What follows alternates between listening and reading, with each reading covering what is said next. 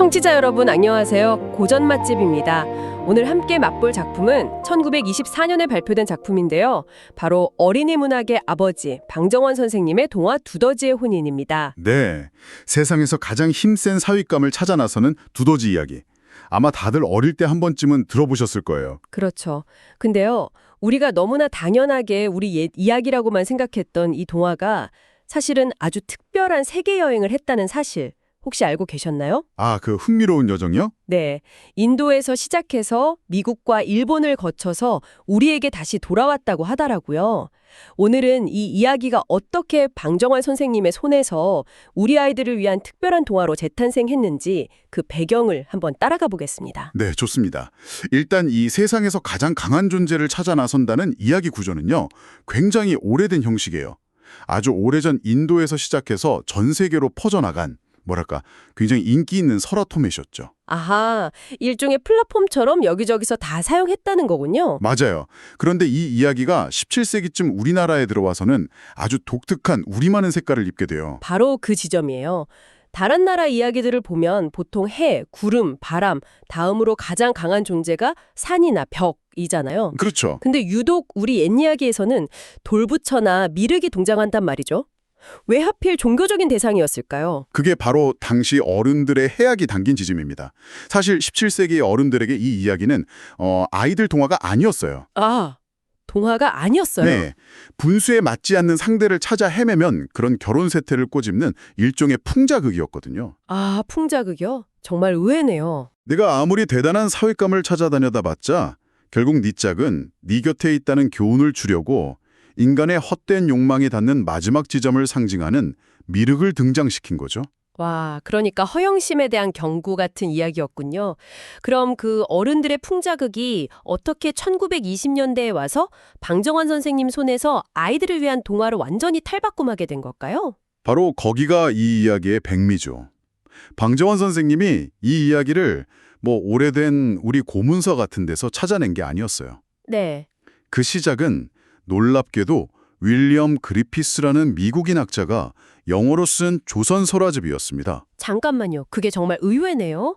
그럼 우리 옛 이야기가 미국인 학자 손에 수집돼서 영어로 쓰이고? 네, 그걸 또 일본 작가가 일본어로 번역해서 조선 동화라고 소개를 했죠. 그리고 방정환 선생님은 그 일본어판을 보고 우리말로 다시 쓰셨다는 거잖아요. 정확합니다. 이야기가 거의 세계 일주를 하고 돌아온 셈이네요. 정말 복잡한 여정이죠.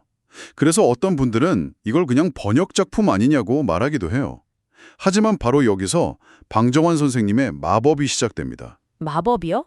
이건 단순한 번역이 아니라 잃어버렸던 우리 이야기를 되찾아와서 새 생명을 불어넣는 재창조에 가까웠어요. 아, 어떤 점에서 그런가요? 일단 이야기의 배경을 그냥 막연한 곳이 아니라 실제 충청도에 있는 거대한 은진미륵으로 콕 집어서 설명하셨어요. 아, 맞아요. 그 부분, 그게 정말 탁월했다고 봐요. 이야기가 한국 땅에 단단히 뿌리 내리게 되는 거잖아요. 바로 그거예요. 이야기의 한국 땅의 좌표를 찍어준 셈이죠. 캐릭터 묘사도 마찬가지고요.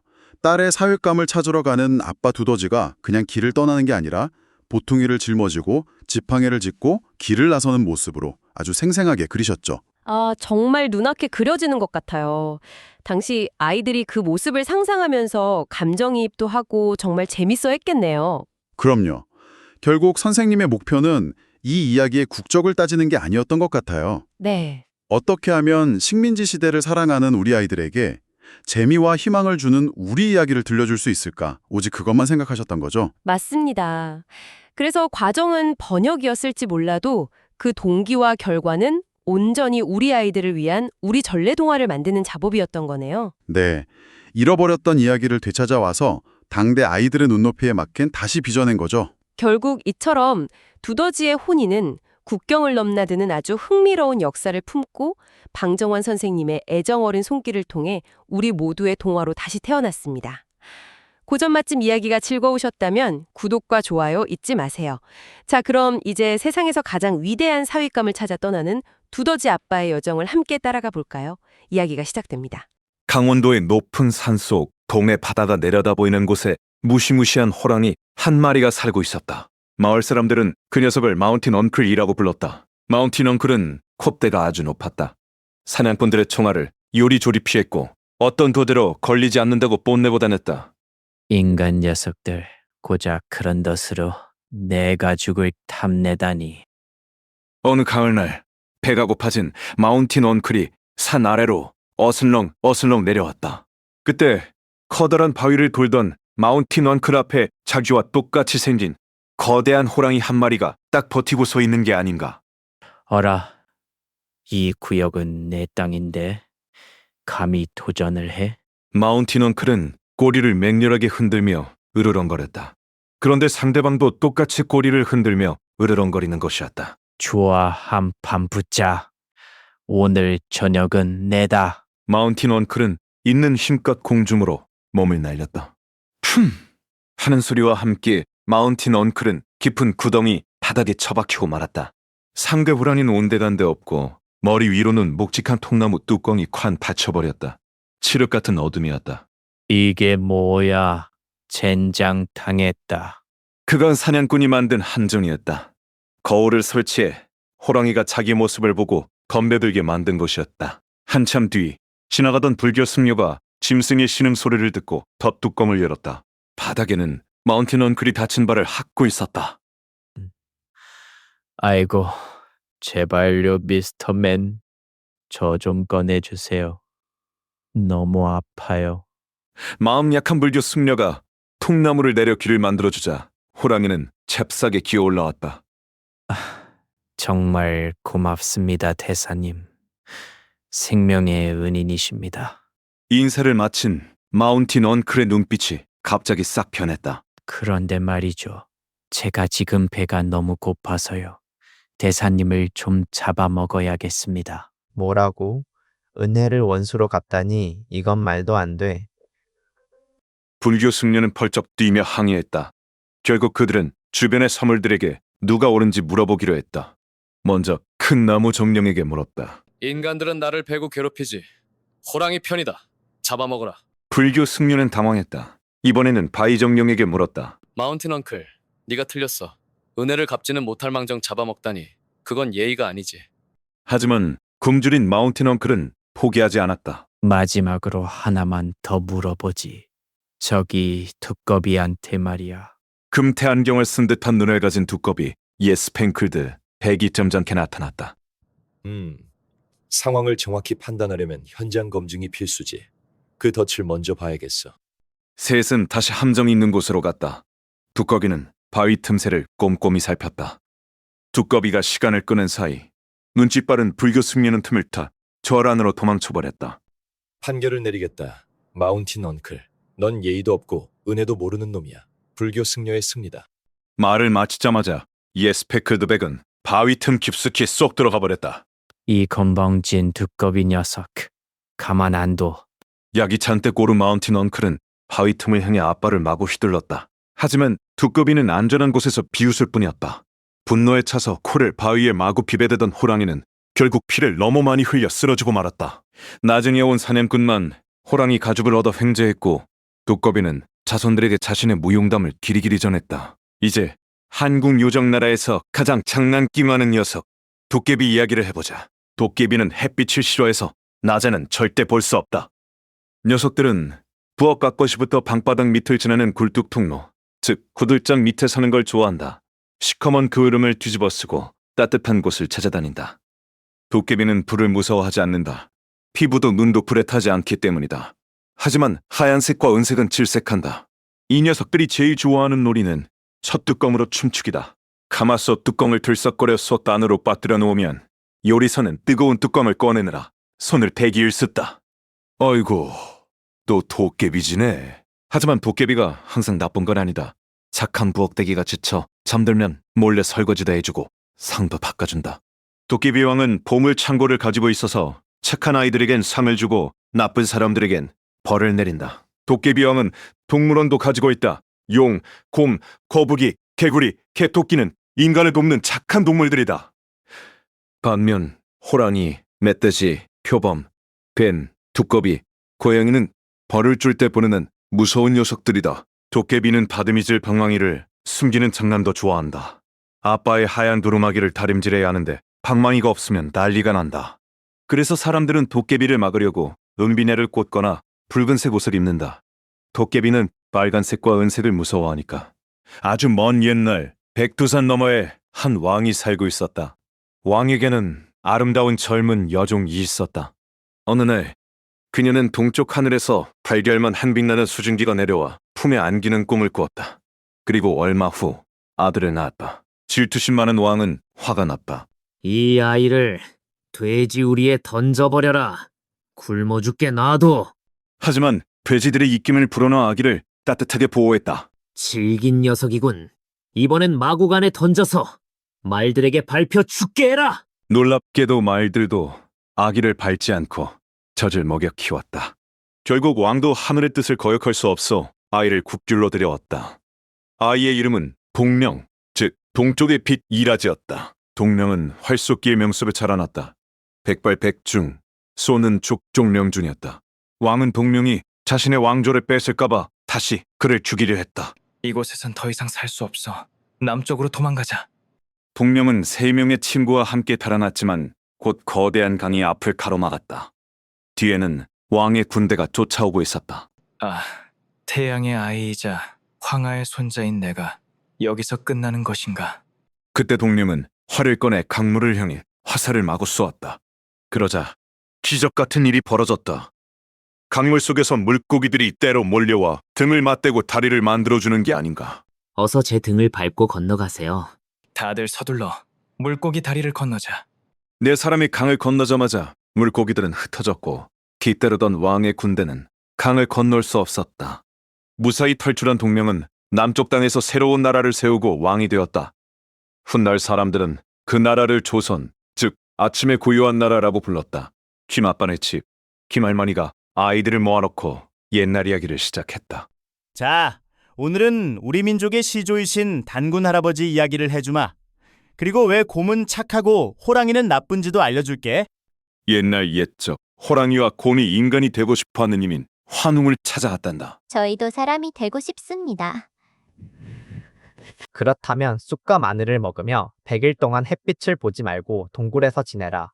곤과 호랑이는 캄캄한 동굴로 들어갔지. 아우, 답답해. 고기도 못 먹고 마늘만 먹으라니 난 못해. 참을성 없는 호랑이는 며칠 못 가 뛰쳐나가 버렸다. 하지만 곰은 꾹 참았어. 21일이 지나자 곰은 털이 벗겨지고 아름다운 여자로 변했단다. 한웅은 그녀를 아내로 맞이했고 둘 사이에서 아들이 태어났으니 그가 바로 단군이야. 단군은 백성들에게 농사 짓는 법, 머리 띠는 법, 예절을 가르치셨지. 그래서 남자는 결혼하면 상투를 틀고 여자는 비녀를 꽂게 된 거란다. 바다 밑 용곳에서는 난리가 났다. 물고기 왕이 낚싯바늘을 삼킬 뻔하다가 목에 걸려 끙끙 앓고 있었기 때문이다. 아이고, 목 아파 죽겠네. 누가 좀 살려다오. 용한 의사 터틀 박사가 진단을 내렸다. 전하, 이건 토끼의 간. 아니, 토끼의 눈으로 찜질을 해야 낫습니다. 그래서 터틀 박사는 토끼를 잡으러 육지로 나갔다.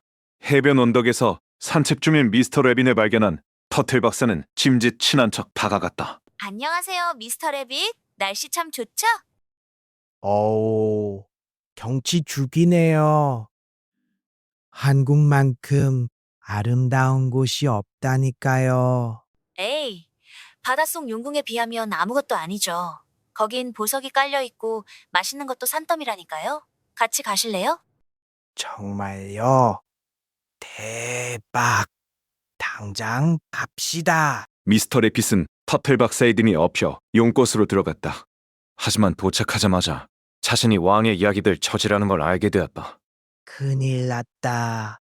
이대로면 죽은 목숨이야. 머리를 굴려야 해. 미스터 레빗은 태연하게 연기를 시작했다.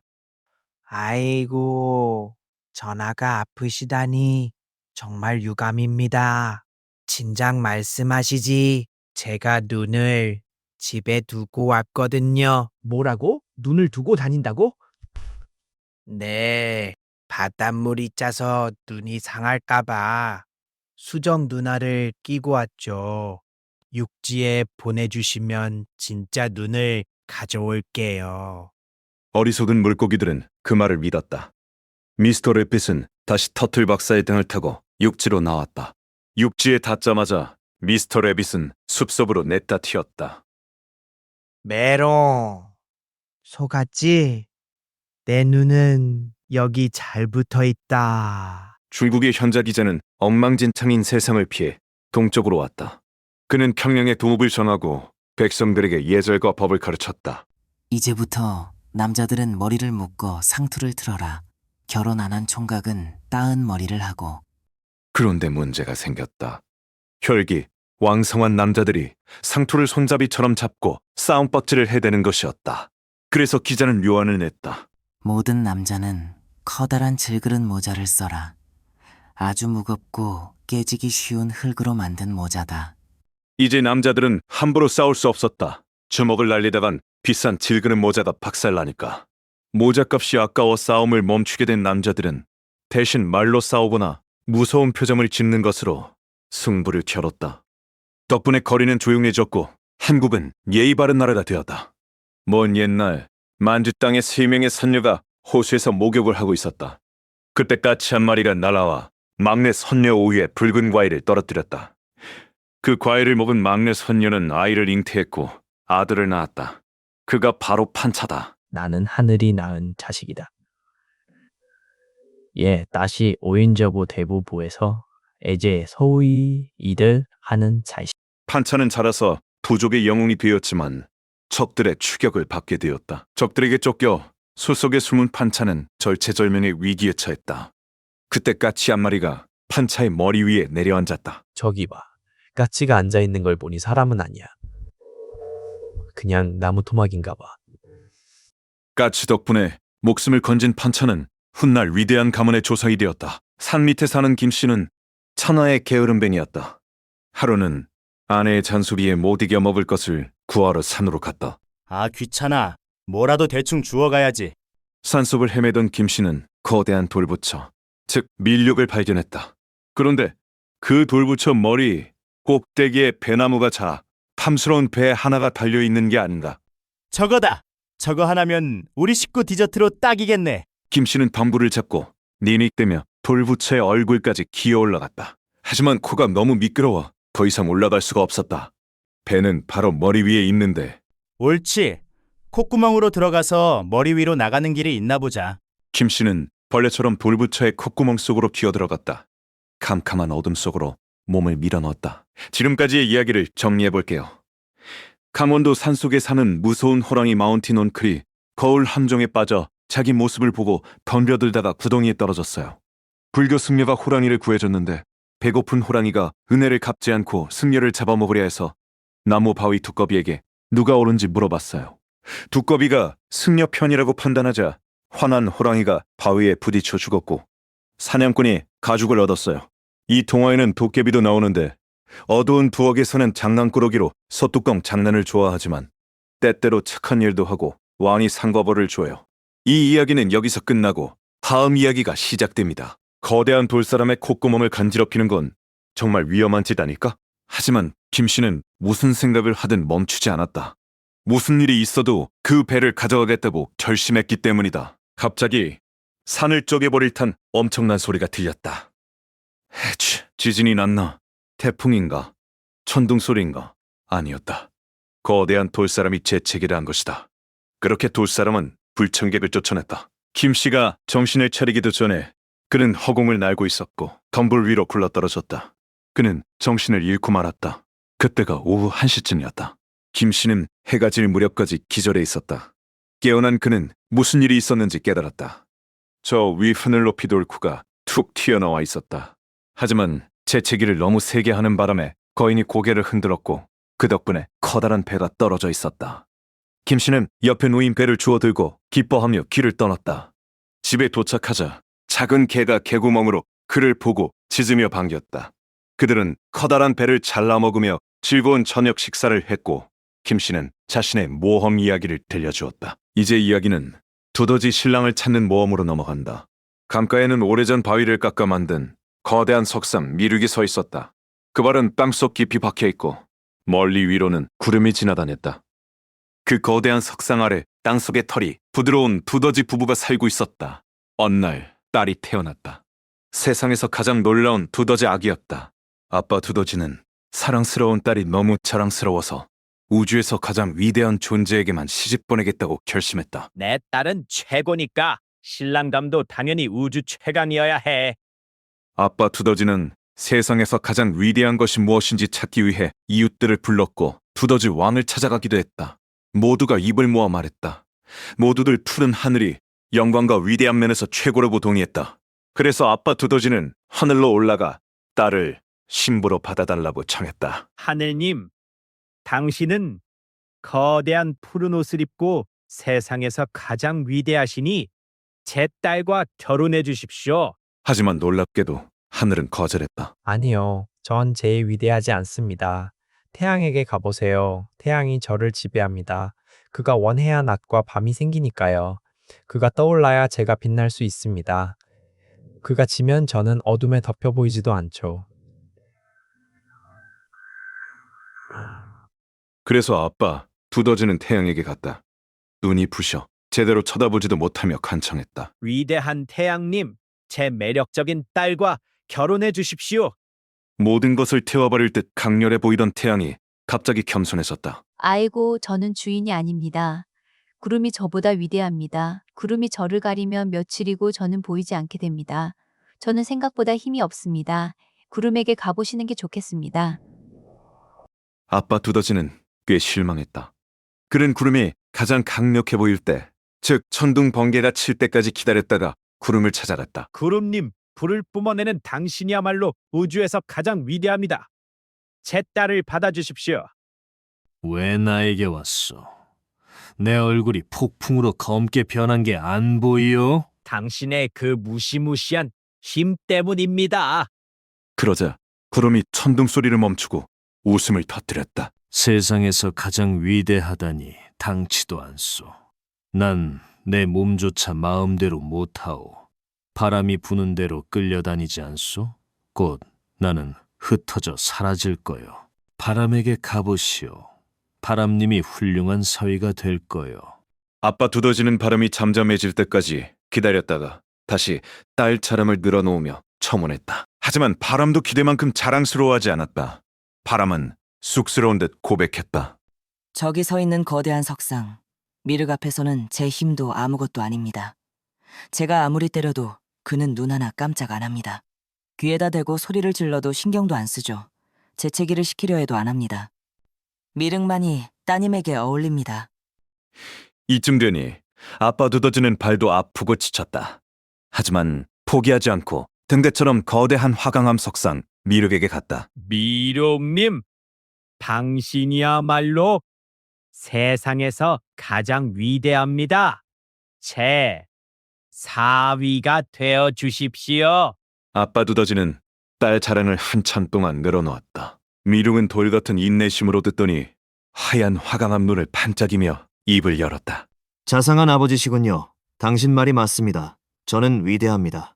하늘도 태양도 구름도 번개도 두렵지 않습니다. 저는 변하지 않으니까요. 그럼 제 딸과 결혼해 주시겠습니까? 기꺼이 그러고 싶지만 저는 최고가 아닙니다. 제 발밑을 보세요. 두더지가 있습니다. 삽 같은 손으로 땅을 파면 저는 막을 수가 없습니다. 곧 제 밑바닥이 무너져 땅바닥에 나뒹굴게 될 겁니다. 네, 두더지야말로 우주에서 가장 위대합니다. 따님을 두더지와 결혼시키세요. 긴 여행 끝에 아빠 두더지는 깨달았다. 두더지가 우주에서 가장 위대하다는 것을. 결국 신랑감은 바로 근처에 있었다. 딸은 젊고 잘생긴 두더지와 결혼했고 결혼식은 기쁨으로 넘쳐났다. 이야기는 이제 산속의 호랑이와 토끼에게로 넘어간다. 강원도 산속의 흰수염이라는 이름의 거대한 호랑이가 살았다. 그는 한반도에서 가장 거만한 호랑이였다. 그는 소를 쓰러뜨리고 마을의 모든 개와 싸워 이기며 총든 사냥꾼이 아니면 사람도 무서워하지 않았다. 흰수염은 특히 자신이 산신령에 부하라는 사실을 자랑스러워했다. 사람들은 산신령과 호랑이가 무서워 매일 제물을 바쳤다. 흰수염은 늙고 교활했다. 수많은 짐승과 사람을 잡아먹고도 덫과 총알을 요리조리 피했다. 하지만 이거만한 호랑이도 힘없고 발톱도 없는 작은 동물에게 속을 운명이었다. 미스터 래핏은 마을 근처 언덕길에 살았다. 어느 추운 겨울날 미스터 래핏은 얼어붙은 강을 건너다 흰수염과 딱 마주치고 말았다. 바위 뒤에서 튀어나온 호랑이가 초록색 눈으로 노려보자 미스터 래빗은 얼어붙었다. 하지만 미스터 래빗은 침착했다. 그는 이런 만남을 예상하고 있었다. 배고프다. 당장 너를 잡아먹어야겠다. 아이유, 왜 저 같은 걸로 배를 채우려 하십니까? 저는 너무 작고 말라서 폐하의 한 입거리도 안 됩니다. 제 말을 들으시면 왕의 식사를 대령하겠습니다.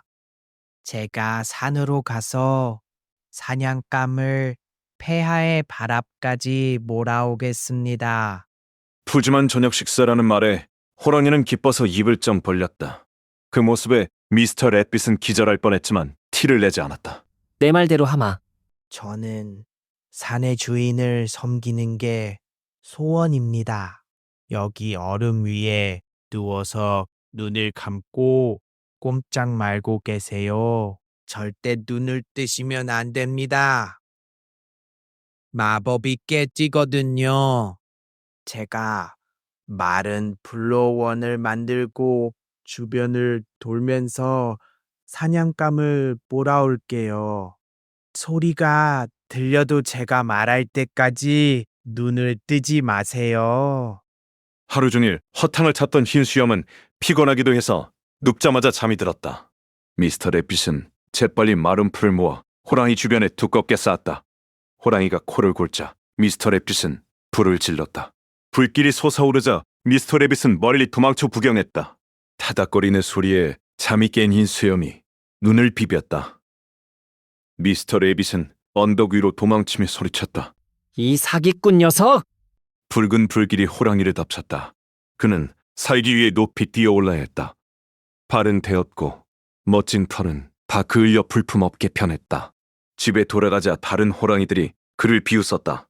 산신령도 더 이상 멍청한 그를 믿지 않았다. 이번에는 꽃들의 왕국 이야기다. 신라시대 설총이라는 위대한 학자가 왕에게 여자를 조심하라는 뜻으로 들려준 이야기다. 어느 봄날 꽃이 왕인 모란이 화려하게 피어났다. 온 나라 사람들이 구경을 왔다. 다른 꽃들이 왕에게 문안 인사를 왔다. 복숭아, 자두, 배, 사과꽃들이 차례로 들어왔다. 그 뒤를 이어 장미, 철쭉, 백합 같은 젊은 꽃들이 등장했다. 마지막으로 붉은색 옷을 입은 찔레꽃이 도도하게 나타났다. 모란 왕은 찔레꽃을 가장 마음에 들어했다. 왕은 찔레꽃과 어울리며 나랫일을 뒷전으로 미뤘다. 찔레꽃이 왕을 좌지우지하게 되었다. 어느 날 할미꽃이라고 불리는 노인이 찾아왔다. 늙은 거지처럼 보였다. 폐하, 좋은 음식과 비단 옷을 입고 계시지만 저처럼 헐벗은 이에 도움이 필요하지 않으십니까? 노인장 말이 맞소. 하지만 나는 이 찔레꽃이 좋아서 곁에 두고 싶구려. 폐하, 현명한 자와 어울리면 정치가 흥하지만 어리석은 자와 어울리면 망한다고 했습니다. 옛 황제들도 아름다운 여인 때문에 나라를 망치지 않았습니까? 왕은 얼굴이 붉어졌다. 그는 자신의 잘못을 뉘우치고 생활을 고쳤다. 이 이야기를 들은 신라의 왕도 교훈을 얻어 정서를 올바르게 돌보았다고 한다.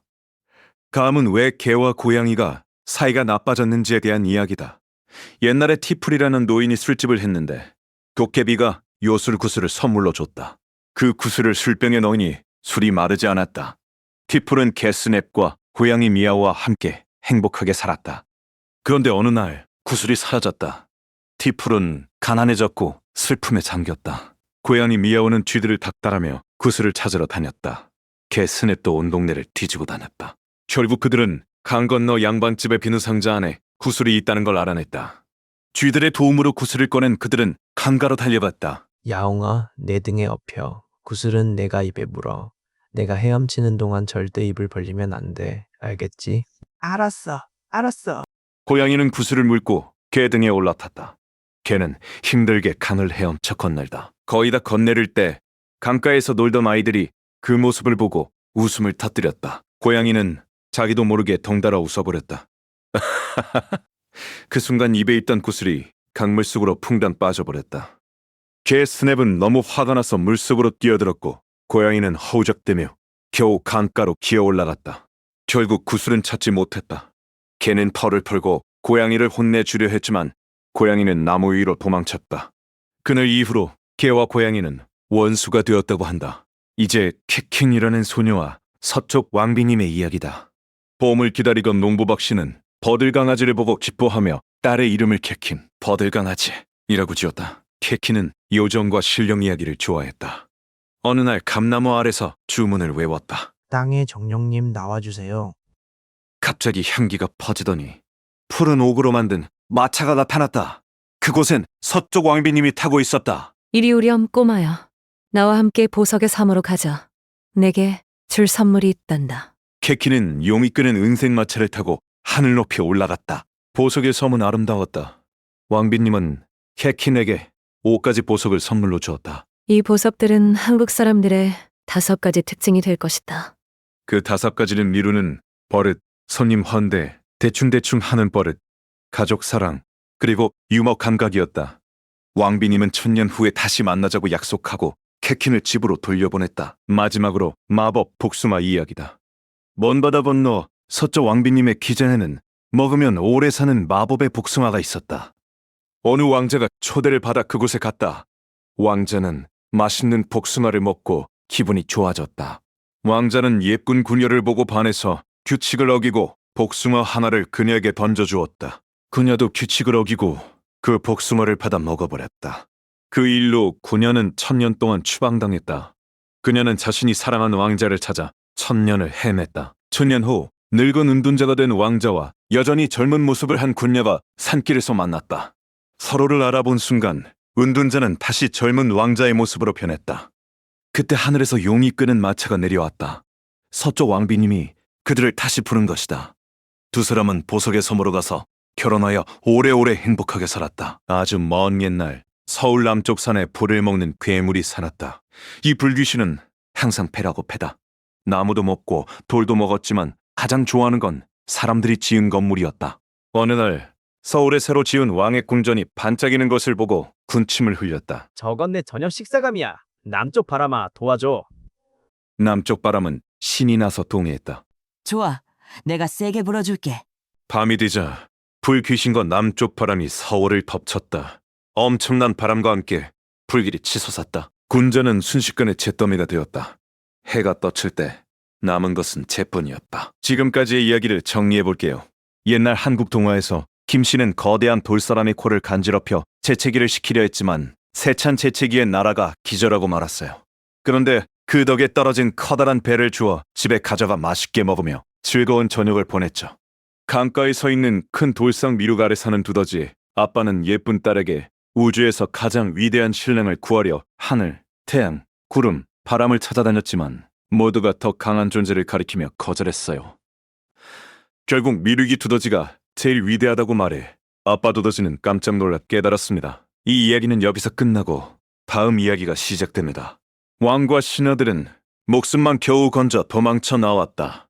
그들은 잿더미가 든 궁표를 보며 한숨을 쉬었다. 이놈의 불의 요괴가 또 언제 쳐들어와서 내 집을 홀라당 태워먹을지 모르겠구나.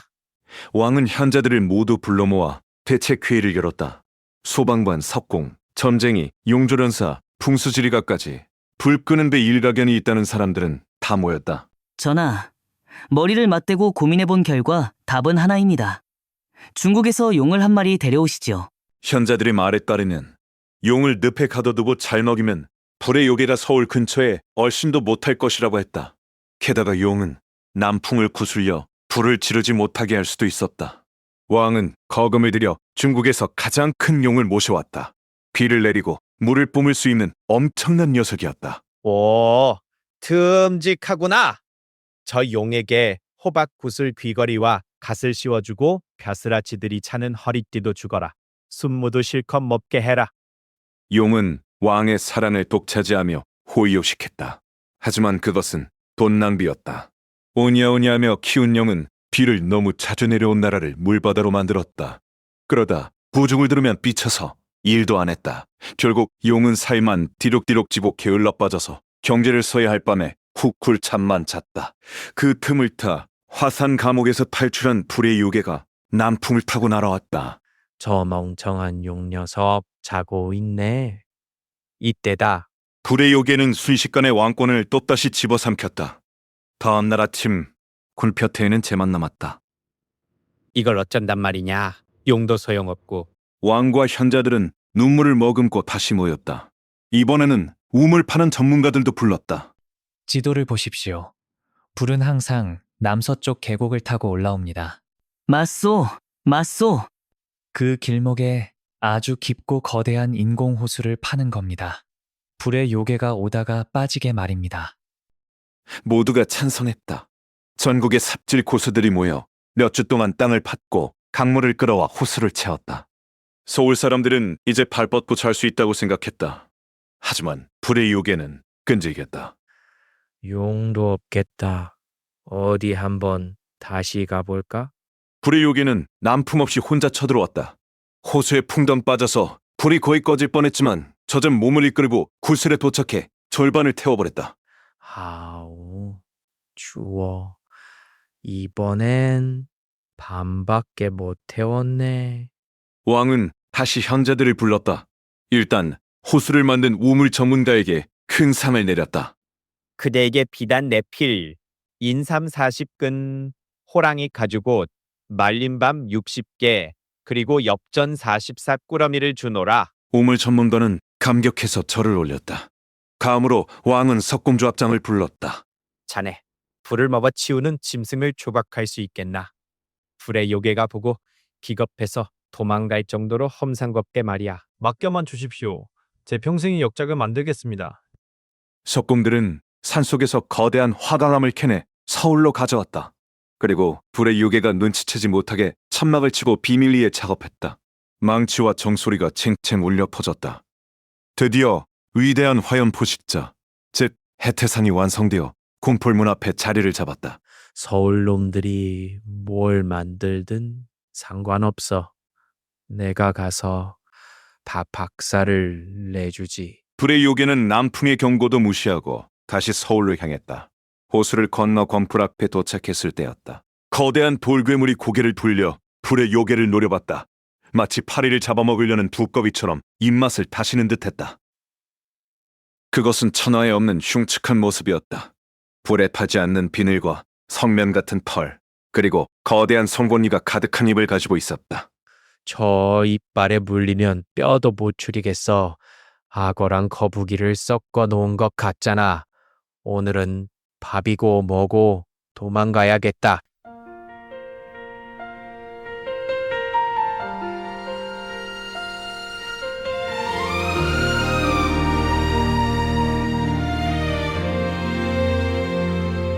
불의 요괴가 전에 빠지게 도망가네. 이빨에 물리면 뼈도 못 추릴까봐 두려워서. 왕궁의 평화가 돌아왔지만 슬픈 이야기가 시작돼. 백꽃 소녀 어머니 잃고 계모 고배 홀로 서네. 아버지 강화는 무심히 바둑 들어가고 집안일 또 넘겨 피글링이라 조롱하네. 밤늦게 빨래 방망이 두드리며 눈물 흘리네. 계모의 비웃음에 가슴이 찢어지네. 배꼽아 울지마. 희망의 날개가 날아오네. 두려움 속에 숨겨진 빛 기적이 피어나네. 비둘기 떼와 독거비 소의 도움으로 자유로워져. 축제의 노래 부르며 슬픔을 날려버려. 축제 소식에 가슴 설레. 왕의 행차 보고 싶어. 하지만 쌍새가 많이 껍질 벗기라는 과제. 절망 속 울음 터뜨리니 하늘에서 비둘기 떼가 와. 부리와 발톱으로 순식간에 하얀 쌈을 남겨두네. 아직 깨진 독에 물 채우라니 눈물 글썽이네. 아궁이에서 두꺼비가 기어나와 도와주네. 진흙으로 틈 막고 물길어 넘치도록 채워. 이제 놀러가 기쁨의 목소리. 또 소풍간 계모의 미움, 잡초 뽑으라는 임무. 울음 터뜨리니 커다란 검은 소가 나타나네. 순식간에 잡초회처럼 불까지 다 정리해. 이제 깨끗한 옷 입고 축제길로 나서네. 자유의 바람이 불어오네.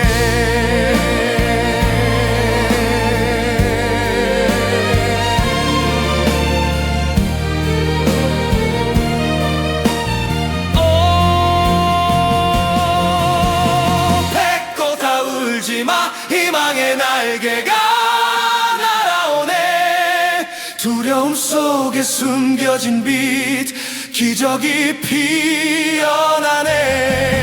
비둘기 떼와 독거비 소의 도움으로 자유로워져. 축제의 노래 부르며 슬픔을 날려버.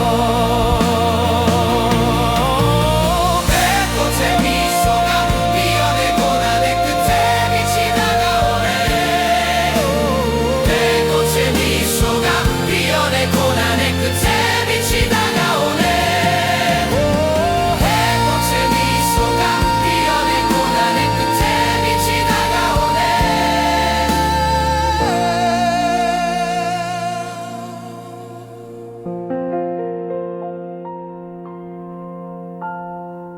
배꽃의 미소가 피어나네. 고난의 끝에 빛이 다가오네.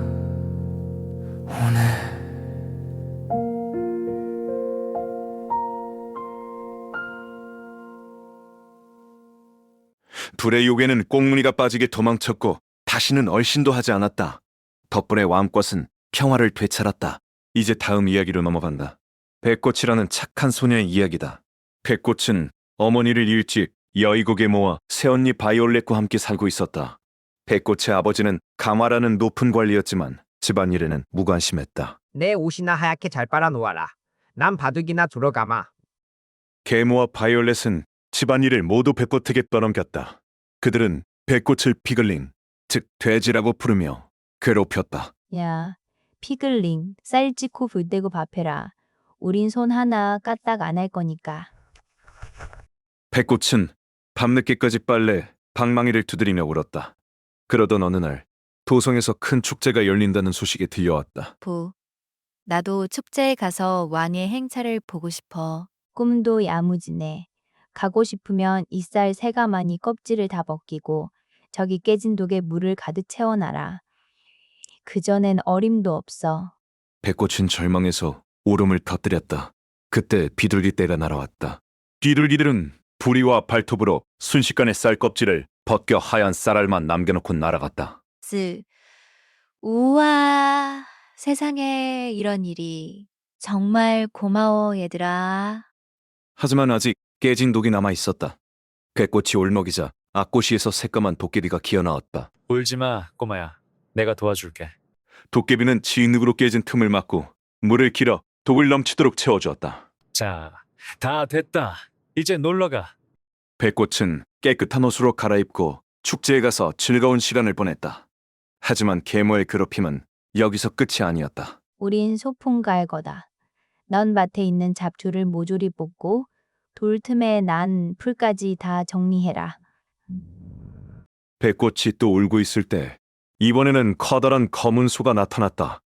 소는 순식간에 잡초를 다 뜯어 먹어버렸다. 고마워, 소야. 백꽃은 소를 따라 숲으로 가서 맛있는 과일을 실컷 먹었다. 이 사실을 안바이올렛이 질투심에 불타올랐다. 나도 그 소를 따라가서 맛있는 걸 먹을 거야. 다음 명절, 바이올렛은 백꽃 대신 집에 남아 소를 기다렸다.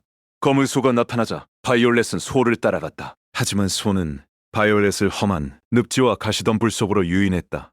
아, 내 옷, 내 얼굴. 이거 왜 이래? 바이올렛은 꼴이 엉망이 되어 빈손으로 돌아왔다. 반면 축제의 간 백꽃은 운명의 상대를 만났다. 남쪽 지방의 명문가 자제인 수멜이라는 청년이 백꽃의 미모에 반해 청혼을 했다. 당신처럼 아름다운 분은 처음 봅니다. 저와 결혼해 주시겠습니까? 백꽃은 수은과 성대한 결혼식을 올렸다. 백꽃은 예물로 검은 소 조각선을 부탁했고 그 조각선은 그녀의 방에 오랫동안 간직되었다. 이번에는 시골 마을 오이마을에 사는 김서방의 이야기다. 김서방은 꽤 부자였지만 서울 구경은 한 번도 못 해봤다. 여보, 나 드디어 서울 구경 좀 다녀오겠소. 조심해서 다녀오세요. 서울엔 눈 감으면 코 베어가는 도둑놈들이 많다니까 돈 간수 잘하시고요. 아빠! 예쁜 빗이랑 신발 사다 주세요. 김서방은 서울에 도착해서 입을 다물지 못했다. 사람도 많고 신기한 물건도 넘쳐났다. 어이, 시골 양반. 입 좀 다물고 다니쇼. 팔이 들어가겠네. 김서방은 가족들 선물을 사고 나서 웬 가게 앞에서 멈춰 섰다. 점원에 두리고 번쩍이는 물건을 보여주었다. 이거 한번 보세요. 기가 막힌 물건입니다. 허! 이게 뭐야? 내 친구가 여기 들어있네?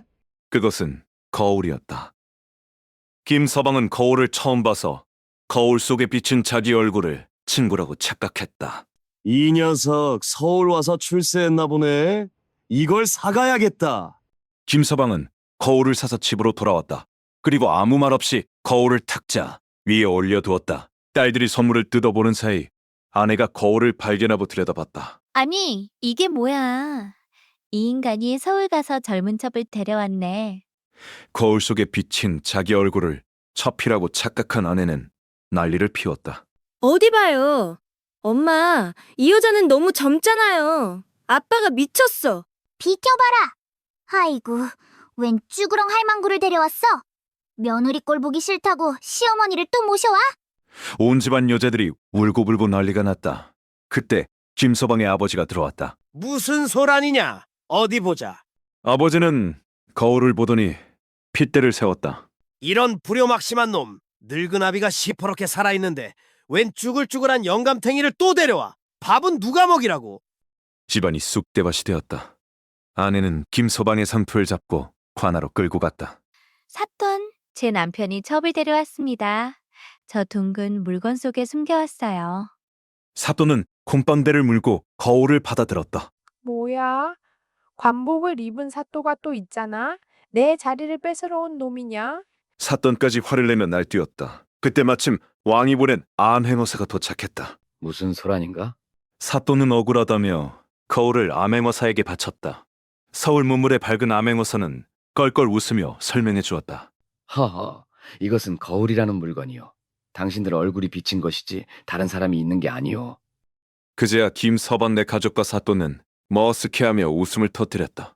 그 후 오이마을에는 집집마다 거울을 사들이는 유행이 번졌다. 다음은 욕심쟁이 팀버터 이야기다. 그는 나무 장사로 돈을 벌었지만 지독한 구두쇠였다. 돈이 최고야. 남들이야 얼어 죽든 말든 비싸게 팔아먹어야지. 팀버탑은 묘지, 주변의 나뭇가지, 베어다 팔 정도로 악랄했다. 그는 더 큰 부자가 되려고 서울로 가서 친척 집에 얹혀 살았다. 자네, 이제 그만 내려가게. 나도 더는 못 도와주겠네. 빈털터리가 된 팀버탑은 쫓겨나다시피 고향으로 향했다.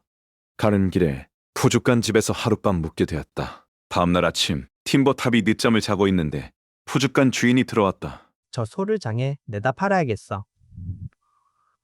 주인이 막대기를 휘두르자 팀버탑의 몸이 변하기 시작했다. 머리에 뿔이 돋고 엉덩이에 꼬리가 생기더니 순식간에 황소로 변해버렸다. 음매, 이게 뭐야? 내가 소라니? 팀버탑은 꼼짝없이 소가 되어 펄려갔다. 겉둘레가 꿰인 채 밭을 갈고 짐을 날라야 했다. 아이고, 내가 전생에 무슨 죄를 지어서. 아니, 현생에 지은 죄가 많구나. 어느 날 팀버탑을 산 주인이 술을 마시는 사이 팀버탑은 배가 너무 고파 밭에 있는 물을 뽑아 먹었다. 그러자 놀라운 일이 벌어졌다. 뿔이 사라지고 꼬리가 없어지더니 다시 사람으로 돌아온 것이다. 살았다. 물을 먹으니까 돌아오는구나. 킴버탑은 투죽간으로 달려가 요술 막대기를 훔쳐 서울로 올라갔다. 그리고 자기를 쫓아냈던 친척 집으로 갔다. 그는 자고 있던 친척을 막대기로 턱 쳤다. 친척은 반은 사람, 반은 소인, 괴물로 변했다. 으악, 이게 무슨 일이야? 의원, 무당. 온갖 용한 의원을 다 불러도 소용없었다. 그때 킴버탑이 점잖게 나타났다. 제가 고칠 수 있습니다. 아주 귀한 약이 필요합니다. 킴버탑은 시장에서 물을 사다가 갈아서 친척에게 먹였다. 친척은 다시 사람으로 돌아왔다. 자네가 내 은인일세. 내 재산의 절반을 주겠네. 킴버탑은 서울에서 명의로 소문나 호의호식하며 살았다. 물론 그 귀한 양이 그냥 무라는 건 비밀이었다. 마지막으로 원 롱바디 선생과 마담 사우전드 피트의 사랑 이야기다. 원 롱바디는 지렁이 가문의 총각이었고 마담 사우전드 피트는 노래기 가문의 처녀였다. 나랑 결혼해 주시오. 좋아요. 우리 결혼해요. 하지만 마을 사람들의 수군거림이 문제였다. 어머, 지렁이 총각은 다리가 하나도 없는데 신부 될 사람은 다리가 1000개라며? 그 많은 발에 신길 신발값은 어떻게 감당한대? 거덜나겠어. 월롱바디는 그 말을 듣고 덜컥 겁이 났다. 가만, 신발 한 켤레에 10,000원만 잡아도 1000개면 1000만 원? 계절마다 사주면 마담 사우전드 피트도 걱정이 되긴 마찬가지였다. 저 남자는 몸이 길어서 옷에 입히려면 옷감이 끝도 없이 들어가겠네. 빨래는 또 어떻고? 평생 다림질만 하다 죽겠네. 결국 두 사람은 결혼 비용과 가사노동에 압박을 이기지 못하고 파혼했다. 그래서 지금도 지렁이는 땅속에 숨어 살고 노래기는 돌 밑에 숨어 산다고 한다. 그리고 7월 7석에는 까마귀와 까치가 오작교를 놓는다는 이야기도 있다. 그날이 되면 까치들이 은하수에 모여 다리를 만든다. 그래서 7석이 지나면 까치들 머리가 다 벗겨져 있다고 한다. 견우와 직녀가 받고 지내봐서 그렇다나 뭐라나 옛날 이야기는 여기서 끝. 지금까지의 이야기를 정리해 볼게요. 옛날 한국의 왕권에서 불의 요괴가 불을 뿜어 꽃을 태웠어요. 왕은 현자들과 함께 중국에서 용을 데려와 지키려 했지만 용이 게으름을 피워 실패했고 호수를 파서 막으려 해도 요괴가 절반을 태웠어요. 결국 석공들이 불을 무서워하는 험상권은 돌괴물 해태생을 만들어 궁 앞에 세우자 요괴가 무서워 도망가서 왕꽃에 평화가 왔어요. 그 후 백꽃이라는 착한 소녀가 계모와 새언니에게 집안일을 시키며 괴롭힘 당하다가 축제에 가고 싶어 울었을 때 비둘기 떼가 날아왔어요. 이 이야기는 여기서 끝나고 다음 이야기가 시작됩니다. 견우와 직녀의 날 7월 1석 아침에 비가 내린다면 그것은 연인들이 1년 만에 다시 만나 흘리는 기쁨의 눈물이다. 하지만 오후에 비가 내린다면 그것은 다시 헤어져야 하는 슬픔의 눈물이다. 만약 천둥 소리가 들린다면 소년 소녀들은 모두 알고 있다. 그것은 이별 후 각자 집으로 돌아가는 견우와 직녀의 수레바퀴 소리라는 것을. 이 이야기는 한국의 어머니들이 아이들에게 들려주는 오작교의 전설이다. 아주 먼 옛날 별들의 왕국의 왕이 살고 있었다. 그에게는 사랑스러운 딸이 하나 있었다. 그녀는 눈부시게 아름다울 뿐만 아니라 배짜는 솜씨가 기가 막힌 직녀였다. 그녀는 성격도 좋고 부지런해서 부모님의 사랑을 독차지했다.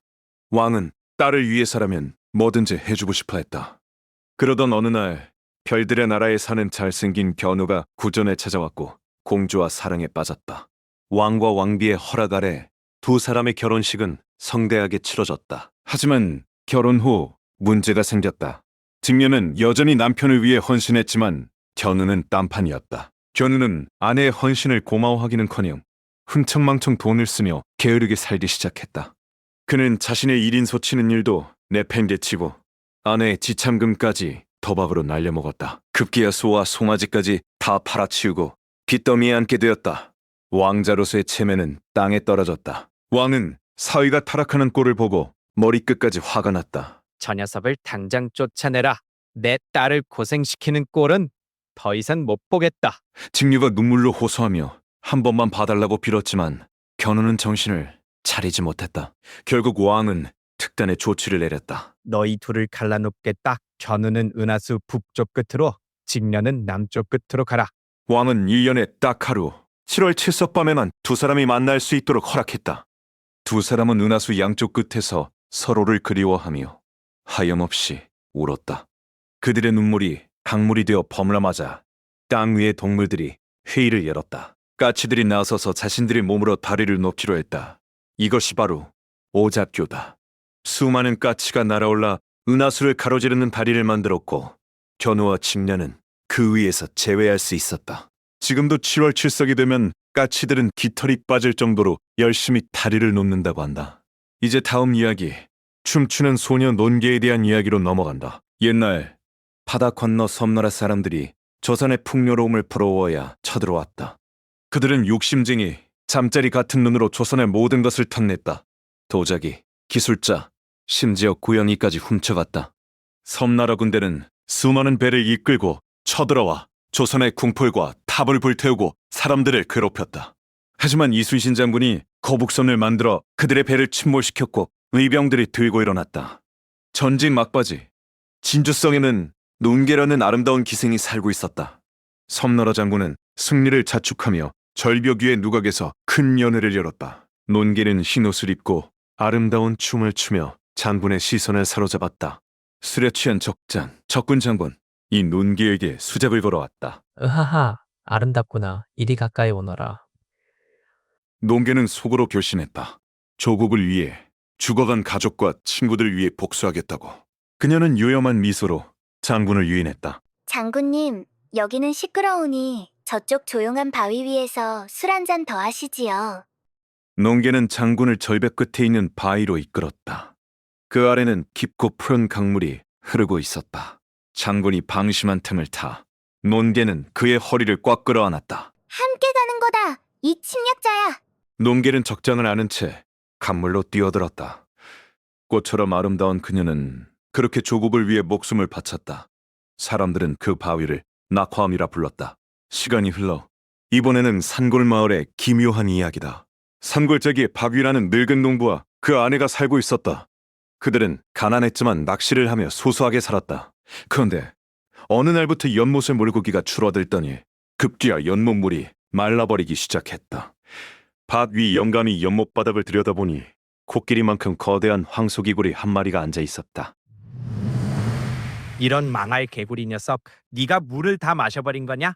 우리 밥줄을 끊다니. 박귀는 개구리의 조선까지 들먹이며 욕을 퍼부었다. 하지만 개구리는 태연했다. 박 영감님, 진정하세요. 제가 댁에 가서 좀 지내도 될까요? 후회 안 하실 겁니다. 뭐? 우리 집에서 산다고? 이 징그러운 녀석이 미쳤나? 절 데려가시면 좋은 일이 생길 겁니다. 제 능력을 한번 믿어보세요. 박귀는 반신반의하며 개구리를 집으로 데려왔다. 아내는 기겁했지만 개구리가 말을 한다는 사실에 흥미를 느꼈다. 개구리는 정말 대단했다. 다음 날 아침 개구리가 노래를 부르자 마당에 엄청난 일이 벌어졌다. 비단옷, 보석, 쌀 가마니를 실은 소와 말들이 줄지어 들어오는 것이 아닌가. 낡은 초가집은 순식간에 으리으리한 기와집으로 변했고 맛있는 음식이 상다리가 부러지게 차려졌다. 이게 꿈이야 생시야? 여보, 우리 완전 대박났어. 아이고, 복댕이가 굴러들어왔네. 개구리야. 아니, 개구리님, 감사합니다. 부부는 매일 호의호식하며 행복한 나날을 보냈다. 그러던 어느 날 개구리가 충격적인 선언을 했다. 아버지, 저 장가 가고 싶습니다. 중매 좀 서주세요. 뭐? 장가? 누구한테? 저 건너 마을 품 대감의 셋째 딸. 복숭아꽃 낭자랑 결혼하고 싶습니다. 뭐라고? 품대감? 그 성질 고약한 양반? 나보고 맞아 죽으란 소리냐? 하지만 개구리의 고집을 꺾을 수 없었다.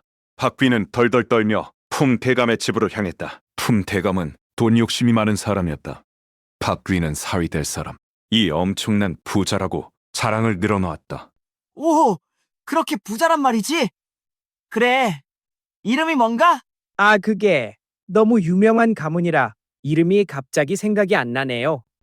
허허, 김씨, 이씨, 박씨, 뭐 하는 사람인가? 계속되는 축권에 박귀는 결국 사실을 시했다.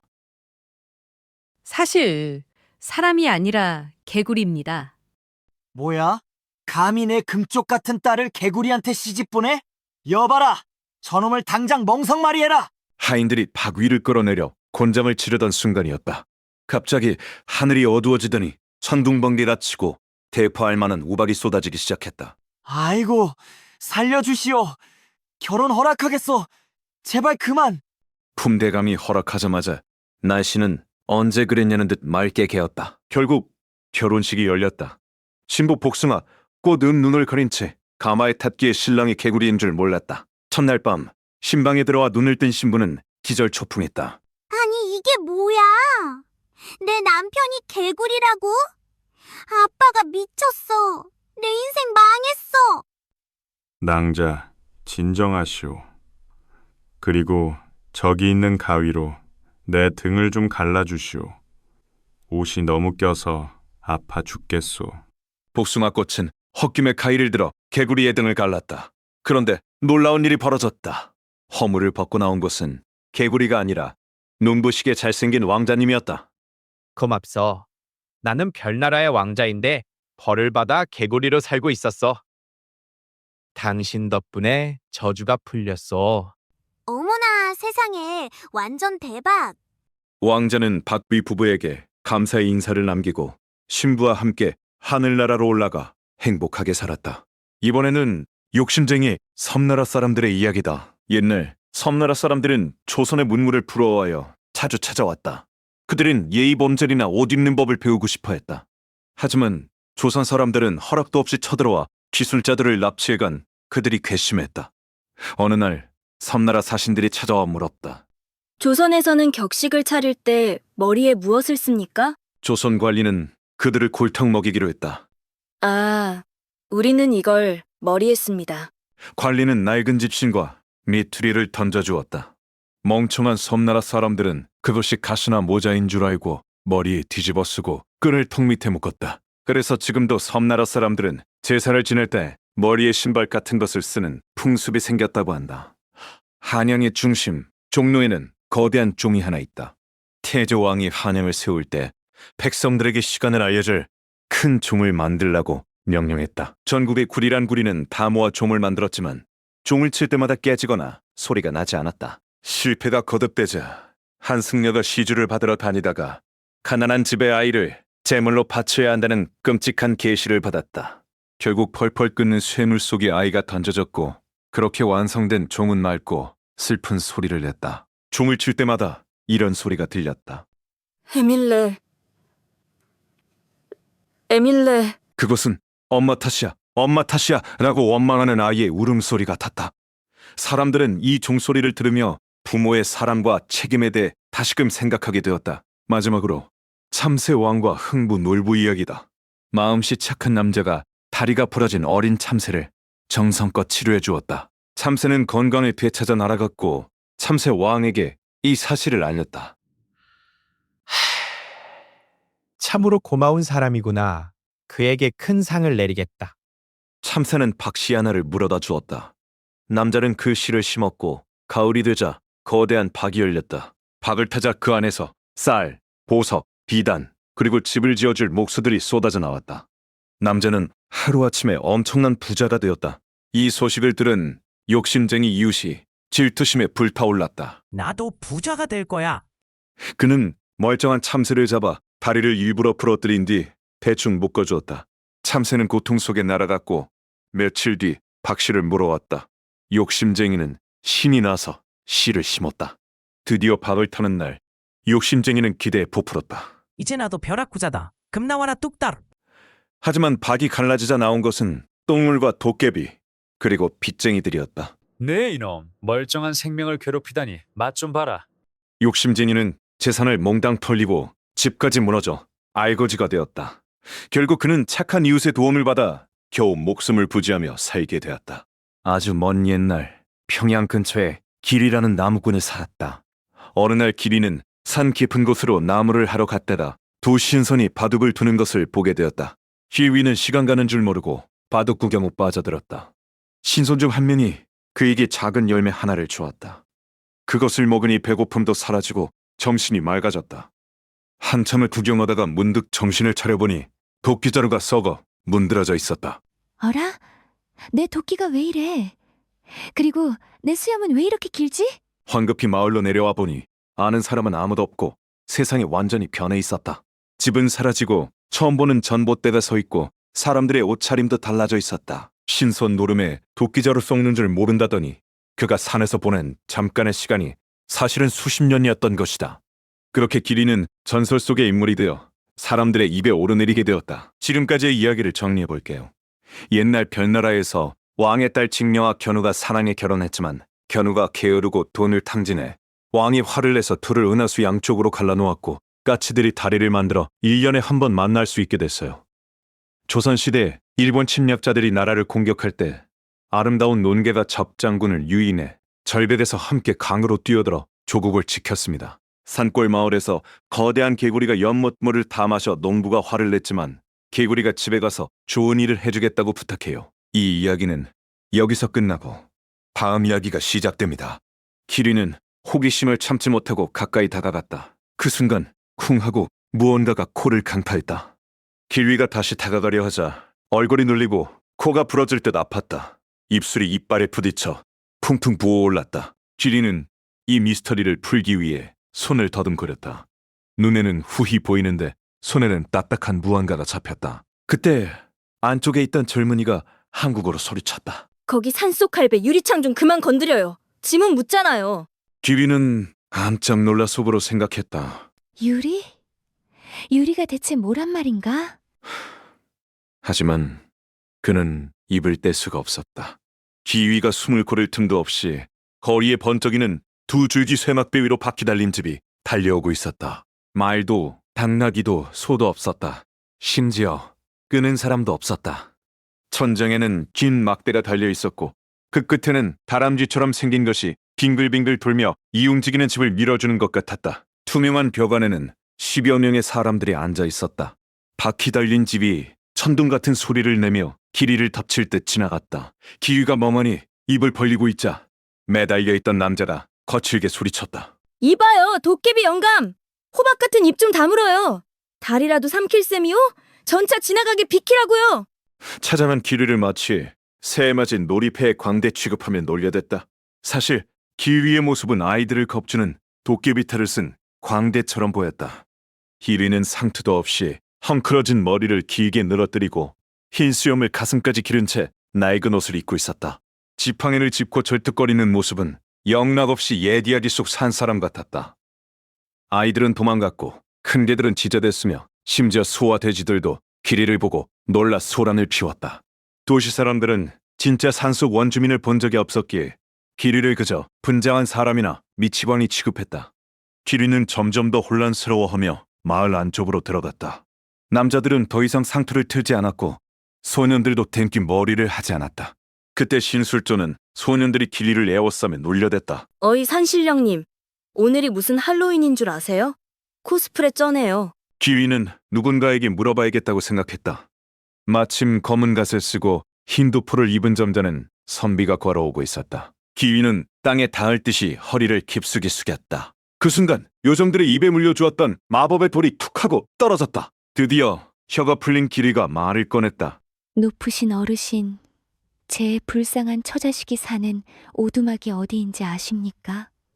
제 아내는 지킴의 딸이고 저는 기류라고 합니다. 선비는 기류가 광대나 사기꾼이 아닌지 확인하려는 듯 빤히 쳐다보았다. 맙소사, 당신은 산에서 내려온 귀신이요. 당신 말투는 이 지역에서 500년 전에나 쓰던 사투리요. 선비가 혀를 차며 설명을 이었다. 그 시절에 그런 가족이 살았다는 기록은 있어. 하지만 나무꾼이었던 가장은 산에 갔다가 호랑이에게 잡아먹혔다고 전해지지. 저기 공동묘지에 그 후손들이 10대째 묻혀 있어.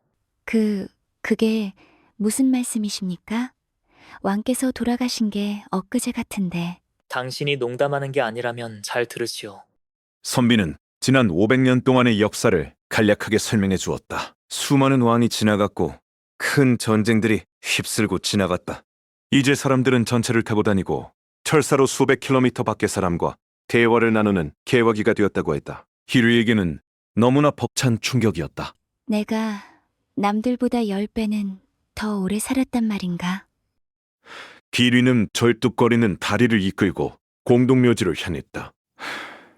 그는 무덤들 사이를 헤매다 드디어 아내와 자식들이 묻힌 곳을 찾아냈다. 다음 날 아침 기류가 있던 자리에는 한 줌의 먼지와 낡은 옷 조각 그리고 긴 흰 멀리크란만이 남아 있었다.